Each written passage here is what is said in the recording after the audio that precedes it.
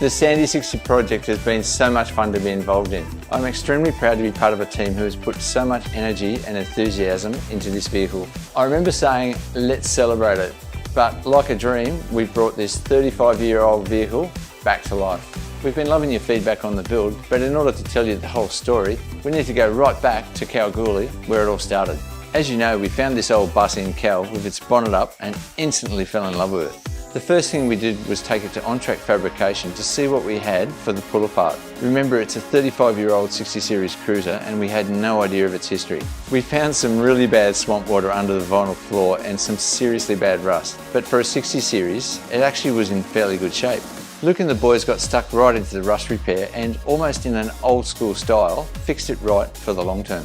What an amazing sight to see, where sheet metal was crafted into creating panels to repair what the rust had destroyed. Then it was off to Jaden and his team at Distorted Paint and Restoration. These guys were itching to get a hold of this project and took what was going to be a closed door respray into something that they could be proud of. The work they did really made me smile, as you could see this old 60 series coming to life in front of us. Now that 79 series bonnet, how good does it look? When Luke and Jaden told me of their idea of creating this bonnet, I was just so excited. Bringing a little bit more modern styling into this build was the original idea, and I reckon this would be trick. This was a huge job where Distorted basically cut the 60 and 79 bonnets and stitched the two together. The new lines brought that look from the 79, which I really love, but also help in cooling the 6.2 Chev. The complete outer edges are from the 60 series bonnet, but the internals and the outside skin are from a 79. The Sandy 60 had a brief pit stop at ARB Wangara for suspension and a roof rack system before heading back to Kalgoorlie to Goldfields Off-Road. Ben is a very detailed guy who loves a challenge and couldn't wait to get stuck into the drivetrain and electrical system. In order to ensure that there was not going to be any dramas on this first trip across Australia, we wanted to look over everything. Well, the minute Ben started pulling things apart, it became evident that the 60 series would need more and more repairs. With this build, we were always going to be installing ARB air lockers, so it would make sense to replace bearings, seals, etc., which are all readily available from Terrain Tamer in kits for all these older vehicles. Other parts from these guys included all the gear sets, braking components, the clutch, and the AVM hubs. But Ben, being a perfectionist, he just couldn't help himself and he decided to get stuck into the engine as well. While all this was going on, the gearbox was sent through to Mark's 4-wheel drive for a complete overhaul. Jeff is an absolute legend in this field and has specified the gears to match 34s and the 6.2 Chev conversion. This will give us a better top-end gear in high range and also adds 41% reduction gears for low range. This will be perfect in places like the high country. We then picked it back up from Cal and towed it all the way back to ARB Wangara for a huge working bee. A team of 8 guys worked on getting as much gear fitted to the Sandy 60, both inside and out. It's amazing how this old vehicle has brought people together and added smiles to their faces along the way. Installation of a select set of accessories has brought this vehicle to life. How good is it that these accessories are still available from ARB for old classics like this to help people with these projects? The custom-built edition of the rear bar by OTF, designed to integrate the original bar look with ARB's styling, has made a huge improvement in the functionality and the touring look of the Sandy 60. The 3XM rear pop-out windows have everyone's tick of approval. The interior was another huge effort, but it also displayed to me again how many great quality products are available for these old vehicles. Carpet, door trims, seat belts, these awesome aftermarket seats, the beautifully styled consoles, sound deadening, plus, with the help of a motor trimmer, anything is possible. The consoles were created by the Department of the Interior with a mix of old school features and new look style, and are still available today. The guys from Stratos told me that they had exactly the right seats for the Sandy 60, including engineered bases. And with the help of Luke from OTF, the seating in this vehicle was brought into today's world. In the back we have a set of outback drawers with the ARB Zero fridge freezer, and it really suits the Sandy top look. This fridge can be monitored either through links or through your smartphone. The electrical in this vehicle is next level with all the Red Arc gear. We have upgraded the dash by adding bits that have provided extra functionality, but still display the old school charm. I think the Alpine Halo 9 is a perfect fit and has so many features. For comms, we're running dual GME aerials up front. One of these is a UHF to talk to the crew, and the other is cellular boosted to help people communicate on their phones. The addition of links provides all of the controls of heaps of switches and gauges in a small smartphone looking device which is mounted replacing the old ashtray. Well, we don't need that anymore.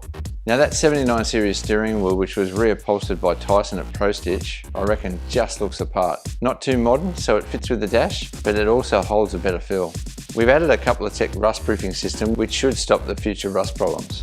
For all you people keen on LED lighting, driving at night will be illuminated by Intensity V2s up front, Bush Ranger light bar up on top, plus we have these cool looking Nava LED replacement headlights. A few people have asked me why I've gone for lithium in the back.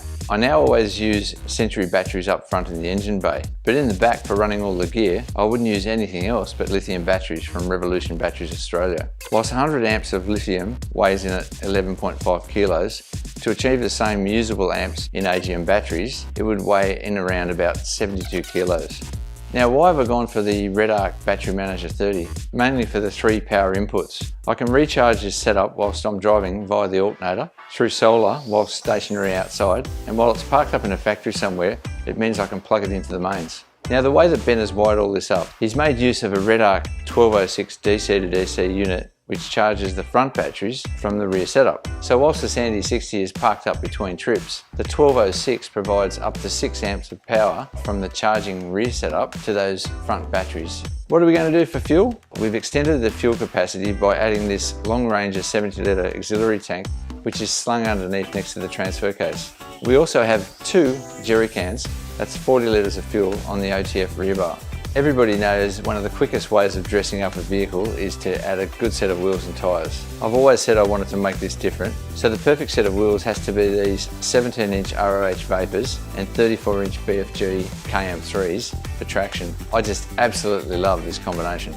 Now the suspension, well, what can I say? This was an area of discussion and procrastination. Sean and I had so many phone calls about this one, but the final decision of going with the combination of Old Man Emu suspension and Airbag Man airbags was a great one, which will easily adapt to the various loads through the controls in links. With any build, there's always some of those last minute additions. Sean had the guys from Sonic Signs jump onto it, getting everything sorted from those beautiful decals from our designs.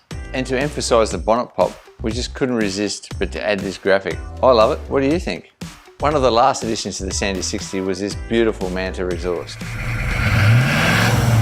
Manta provided us their custom guy, Andy, who has 35 years of experience. He's handcrafted this stainless system, which goes 2 inches into 3 inches.